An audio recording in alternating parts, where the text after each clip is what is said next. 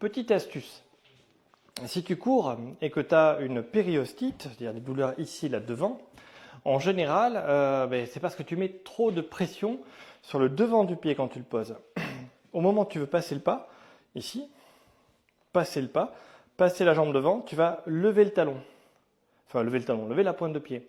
Et c'est ça qui va mettre une hyperpression parce que quand ton talon va se poser par terre, ton tibia antérieur va subir une contrainte. Donc l'idée quand tu cours, ça va être d'utiliser le fléau d'arme. Donc je lève le talon, tu vois, je lève mon talon ici, mon pied est relâché, il se pose devant, de la manière dont il va se poser. C'est ça qui marche. C'est ça qui permet d'éviter la périostite. Donc, pourquoi j'ai des douleurs sur le côté ici quand je cours? Parce que je suis trop sur le côté. Tu vois, je cours trop comme ça avec des petits pas. Pourquoi j'ai des douleurs ici de périostite? C'est parce que je lève mes doigts de pied au moment de passer le pas pour poser le talon par terre et je mets une hyperpression lorsque je pose le talon.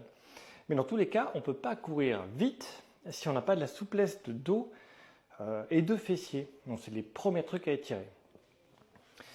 Je vais essayer de t'en montrer un étirement facile ici. Je ne sais pas si le cadrage est bon. On va voir. Je crois que je suis limite au niveau du cadrage. Donc un premier étirement à faire, assez facile à faire, c'est un étirement des fessiers. Donc là, je vais croiser les jambes ici, là, je vais tirer vers moi, et là, je vais tirer mes fessiers. Il faut que ça tire côté fesses, l'autre côté, là où j'amène vers moi. Donc j'embrasse avec mon coude, ici, là. J'essaie de me redresser, je tire bien vers moi. C'est ça un étirement.